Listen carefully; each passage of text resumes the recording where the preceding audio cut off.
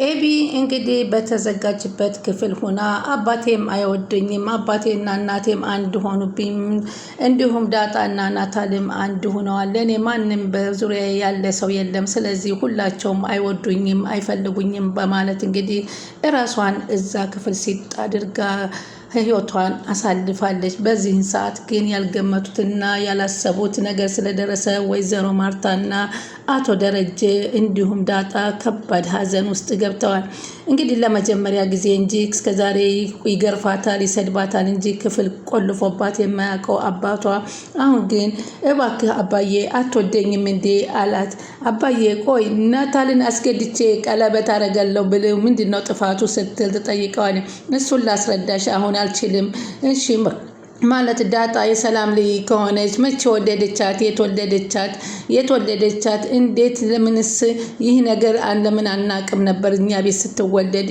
ያንቺ ችግር እኮ መጠየቅ የሌለብሽን ጥያቄ ትጠይቂያለሽ፣ ማወቅ የሌለብሽን ነገር ለማወቅ ትሮጫለሽ። መልስልኝ እንጂ አባቴ፣ ዳጣ እንዴት ተወለደች? ከማንስ ተወለደች? አባቷስ ማን ነው? እያለ አሁንም ስትጠይቅ ማወቅ የሌለብሽን ለማወቅ ስትሮጪ አንቺ ወደ ሞት ትቀርቢያለሽ እያሉ የሀገር ሚስጥር አውጥት የሀገርን ነገሮች በአደባባይ ሁሉ ሚስጥር አይወጣም። አትረጅም፣ የቤተሰብ ሚስጥር ገበና ወደ ውጭ አይወጣም። እባክሽ ምን አባቴ ላድርግሽ እያሉ ክፍል ውስጥ ዘግተው እንግዲህ በቃ እሺ አባዬ አልናገርም፣ ከዳጣም የሰላም ላይ መሆኗን ለማንም አልናገርም፣ ብቻ እዚህ ክፍል አውጣኝ አለችው። አንቺ ምንም ሁሉን ነገር የሚሰራውን ሁሉ ካላወቁ እያልሽ አትለወጭም፣ መቼም አትለወጭም። አንቺ ችግር የከፋ የሆነው እንግዲህ በዚህ የሚሰራውን ሁሉ ካላወቅኩኝ ሚስጥሩን ሁሉ ካላወቅኩኝ ያልሽ ችግር ፈጠረሽ። እኔ ለብዙ ነገር ስመኝሽ የነበርሽ ሁሌ ነሽ፣ ትልቅ ደረጃ ትደርሻለሽ ያልኩሽ ልጄ ነበርሽ። ነገሮችሽን ሁሉ ማስተካከል አለብሽ። እዚህ ውስጥ እንግዲህ ካልተቀየርሽና ካልተለወጥሽ ከዚህ ክፍል አትወጪም። መልካም ሰው ማትሆኚ ከሆነ ግን በፍጹም ጥሩ ሰው መልካም ሰው ካልሆንሽ እዚህ ክፍል አትወጪም። እንግዳማ እዚህ ክፍል ዘግተኸኝ የምትሄድ ከሆነ አሁንማ ከዚህ በኋላ ራሴን ነው ማጠፋ ብላ ባለችው መሰረት እንግዲህ ዳጣ ራሴን ለምን አላጠፋም ብላ ከሸይጣን ጋር ተጠጋግታ ራሷን ሲጥ አድርጋ ስትጠብቃቸው ኧረ እባክሽ እስቲ ገመዱን እናቀብልሻለሁ በማለት ነበር ቀልደው የነበረው። ምንም አታደርገውም በሚል ነበረ ያሰቡት። ሰው ልጅ ግን በገመድ ብቻ አይደለም ራሱን ሊያንቅ የሚችለው፣ በአልጋ አንሶላ ላይ ራሱን አንቆ ሲጥ ማድረግ ስለሚቻል ይህንን አልተገነዘቡትም ነበረ። ይህ ያስጨነቃቸው እሳቸውም እንግዲህ በአሁኑ ሰዓት ይህን ነገር መናገር አለብኝ እስከ መቼ ነው እያሉ በጣም በህይወቷ እንኳ ማርታ ጠረጠረችኝ፣ በሰላም ጠርጥራኛለች፣ አሁን አውቃብኛለች፣ ያሰበችው እንዳይሆን እየጸለየች ነው። ግን እኔ ራሴ ካሰበችው በላይ የከፋ ነገር ለዛውም አንድ ልጅ ሳይሆን ሁለት ልጅ መርዶ ልነግራት ነው።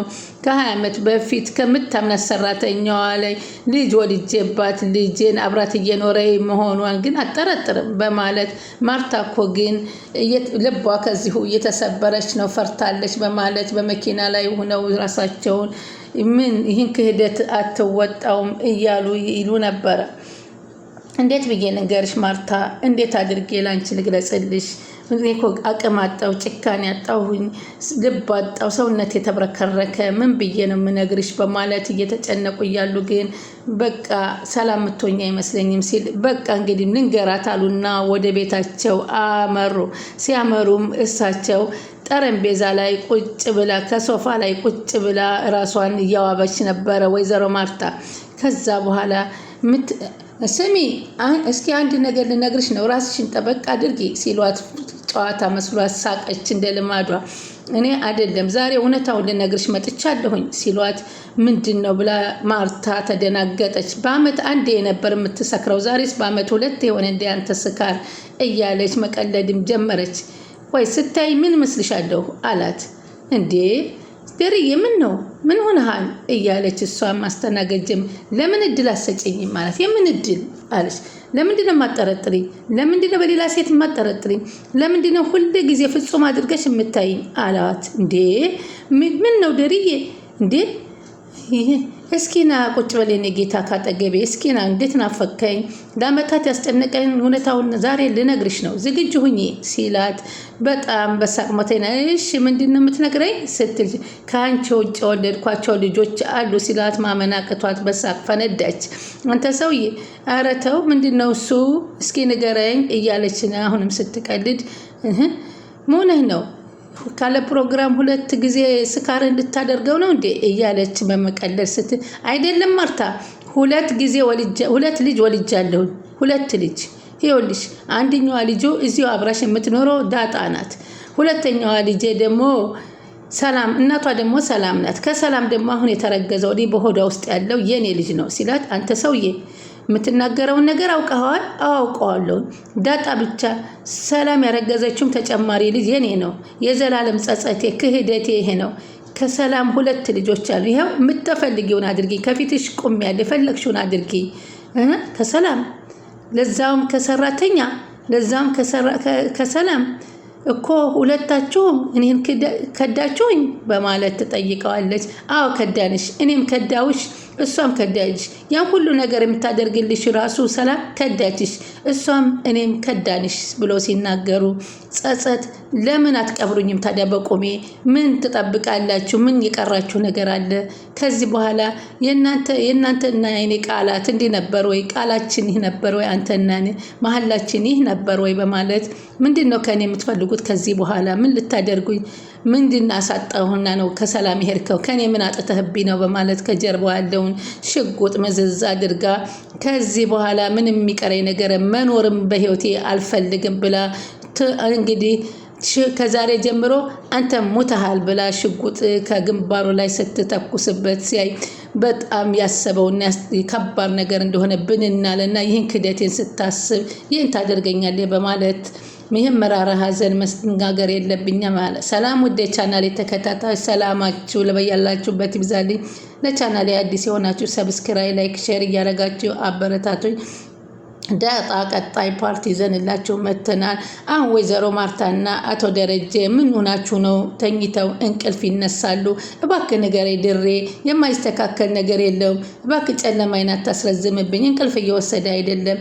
አይንህ እኮ እያለቀሰ ነው። አንቺስ እያለቀሽ አይደለም እንዴ? ኧረ በፍጹም አልነግርሽም፣ ተይኝ እባክሽ ይላታል ማለት ነው። እሷም እንዴ ንገረኝ እንጂ ምንድን ነው የተፈጠረው? እንዴ በጭራሽ አልነግርሽም ማርታዬ፣ በጭራሽ እንደማልነግርሽ ወቂ ብሎ ካልጋ እንዴ ምን መሆኔ ነው ብሎ ካልጋው ሸርተት ብሎ ኧረ ደሬ ንገረኝ፣ ኧረ ይሄ ነገር እንደው ምንድን ነው? እኔስ ተጨነኩ እያለች የልብሷን ደረብ አድርጋ ስትከተለው እንግዲህ ደሬ ደግሞ ወዴት እንደሚሄድ ባላወቀው በጨለማው ሌሊት ብድግ ብሎ መንገዱን እየተመራ ሄዳል። ናታል ወደ ክፍል ገብቶ እንግዲህ ወይዘሮ ማርታ በህመም ላይ ያሉ ነው። አሁን ሕክምና አድርገው መጥተዋል። ምን ሆና ይሆን ብላ ናታል ፈርቻለሁ፣ ምንድን ነው እኔ ጨንቆኛል፣ እዚህ ቤት የተፈጠረው ነገር ብቻ እኔ እንዳሰብኩት አይሆንልኝ ስትል፣ በቃ እማዬ አትጨነቂ፣ ምንድን ነው የምትጨነቂው ሲላት፣ እኔ ያሰብኩት ምንድን ነበር አንቺ ያሰብሽው? አረ ልናገረው ቀርቶ ላሰብኩትም ተጨነቂያለሁ፣ በፍጹም አልነግርህም፣ ግን እኔ ደህና አይመስለኝም አለች። ናታሊ እራሱ ያልቻለውን እኔ እንዴት ብዬ ልቻለው ብዬ ነው። ረጅም ዓመታችን እኮ ነው። እኔና ደረጀ በደንብ እንተዋወቃለን፣ ግን ምን እንደሆነ አላቅም፣ ምን እንደመጣ አለ። ግን በዚህን ሰዓት እንግዲህ በሰዓቱ እሪ እያለች እየለፈለፈች ከክፍል ሆና እየጮኸች ነበረ። አብርጌድ እባክሽ ስሜን ሁለተኛ አትጥሪኝ፣ በቃኝ አንቺ ነገር ብለህ ንገርልኝ አለ። እሺ አይዞሽ በማለት ሊነሳ ሲል ግን ናታልዬ በአንተ ግን በጣም ታቃይሜያለሁ አለ። ኤቢ እኮ ግን ምግብ አልገባላትም። አይ ተዋት፣ ደረጀ እኮ እንግዲህ እንዳሰጧት ብለዋል፣ እንዳይገባላት ስላለ ከዚህ በላይ በሷ ሁልጊዜ መጨቃጨቅ የገዛ አባቷ ነው፣ እንደፈለገ ያድርጋት፣ በቃኝ እኔ ራሴ በሽታ ላይ ለወድቅ ነው በማለት ችላ አለቻትና ግን እኮ ናታል አንተን አልረሳውልህም። ኤቢ አስገድዳ አንተ እኔ በፍቃዴ ላገባት ነው ብለህ እኮ አልክ። እኔን በመዋሸት በጣም አዝኜብሃለሁ አሉ ወይዘሮ ማርታ። እሱም ይቅርታ እማዬ አለና ይቅርታ ጠየቀ።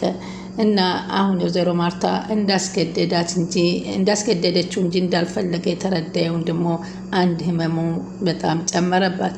ወይዘሮ ማርታ እንግዲህ አሁን ከባድ ህመም ላይ ይገኛሉ። ምክንያቱም እባክሽ ራስሽን ጠብቂ፣ ገና ያላደገች ገና ጤነኛ ያልሆነች አንዲት ልጅ አለችን። ስለዚህ የኔም ሰልኮ በጥርሴ እየሳኩኝ ውስጥ መጨነቅ ከጀመርኩ ቆይቻለሁ። ምንድነው የተፈጠረው ድሬ? ለምን አትነግረኝም? በረባ እንቅልፍ እኮ መተኛት አልቻልኩም። ከሰው ጋር እኮ ምንም ነገር መገናኘት አልችልም። የማስበውን እኮ አውጥቼ መናገር አልቻልኩም ድሬ። እሺ ማርቲ ምንድን ነው የምትይኝ? እኔ ክፍል ውስጥ አስገብቼ ኤቢን መዝጋቴ አስጨንቆች ከሆነ ልክፈታት ላስወጣት? አይደለም እሱ ከሆነ ያስጨነቀች ንገሪኝ አላት። ድሬ አለችው። ኤቢ እኮ በጥፋቷ ነው የምትቀጣው። ይሆናል የምትለውን ነገር ቅጣት። እኔ ግን መጨነቅ የጀመርኩት ግን ትላንትና አይደለም እኮ። ታዲያ መቼ ነው አላት። እኔ መጨነቅ የጀመርኩት ሰላም ልትሄድ 2 ቀን ከኛ ቤት ልትወጣ ወደ አክስቷ ቤት ልትሄድ 2 ቀን ሲቀራት ነው አለችው። ታዲያ ምንድን ነው የሚያስጨንቅሽ ነገር እንዴ? እሺ ጠንክሬ አሁን ጠንከር በይ አላት። ግን ምን እንደሆንክ ንገረኝ እስቲ። ጠንክሬ ያለሁ ካልነገርከኝ እኮ ደሬ መጨነቄና መታመሜ እኮ አይቀርም ስትጠይቅ፣ እሺ ቆይ ማርትዬ እስኪ 2 ቀን 3 ቀን ስጭኝ። አሁን እኮ ትረስ ታመሻል። ስለዚህ መጨነቅ የለብሽም። ከዚህ በላይ ጭንቀት ከጨመርሽ እኮ ወደ ሌላ መጥፎ በሽታ ትሄጃለሽ። ስለዚህ ራስሽን ለምን አታስታመሚም? በቃ ተይው። 10ሩን ነገር ከምብሰለሰል እስኪ እውነታውን አንዱን ነገር ንገረኝና በእውነታው ልመንበት እባክህ እያለች ስለምነው፣ እሺ እነግርሻለሁ 2-3 ቀን ብቻ ስጭኝ በማለት ሲላት እሺ ብላ እያለኝ ነው። ስለዚህ ወይዘሮ ማርታ አሁን በጭንቀት በሽታ ሌላ ህመም እያመጡ እንደሆነና አቶ ደረጀም ይህን ነገር በፍጹም ብናገር ያን ውሳኔ ተወስነዋል እንደ ህልም ያየሁትን በማለት ተቀምጠዋል። እሷም ኤቢም እንግዲህ በክፍል ውስጥ ሆና በዛውም ከሆነ ውሃን ጠርታ ምን እያደረጉ ነው ኤቢና ናታል ምን እንደሚያደርጉ አይተሽ ንገሪኝ እያለች ስትላት እነሱ ደግሞ እየሄደች ስታያቸው እነሱ ደግሞ በግቢ ውስጥ እሷ ታስራልናለች ብሎ ዘና ፈታ እያሉ ነበረ። ምን እያደረጋችሁ ነው? እይልኝ ተብለሽ ተልከሽ ነው በማለት ናታል ውሃን ስጠይቃት አዎ ፉት እያረጋት ነው እያለ እየነፋባት ነው ብለሽ ንገሪ ሲላት ያችም ኧረ ተው አንተ ይቺ ልጅ እኮ ሞኝ ናት ሂዳ ትናገራለች አለ ዳጣ ትንገራትና ይህንን ወስዳ ስትነግራት እኔ ተሰርዘግቼላቸው እነሱ የፈለጉትን ሆኑ እያለች እንግዲህ ትራሱንም መጽሐፉንም ቤቱንም ግድግዳውንም ምንም የቀራት የለም። በብስጭትና በንዴት እንደዛ እያደረገች ነበር። በስከ መጨረሻም አባቷም ገብተው ምክሩንም ቢሰጧት ምግቡንም ሰጧት። ምግቡን በላች። ግን በፍጹም ልትለወጥ ልትሻሻል እንደማትችል ሁሉ ነገሯትና ራሴን ሲጥ አደርጋለሁ ስትላቸው ሲጥ ካደረግሽማ ገመዱንን ያቀብልሻለሁ በማለት አታደርገውም ብለው ወጥተዋል። እሷ ግን ማታ ስትመጣ እዚህ ቤት ሬሳዬን እንጂ እኔን ኤቢን አታገኘኝም ስትል ዝታለች። ቀጣይ እስከምንገናኝ ሰላማችሁ በያላችሁበት ይብዛልኝ። ቻናሉ ላይክ፣ ሰብስክራይብ ያደርጉ ይጠብቁ።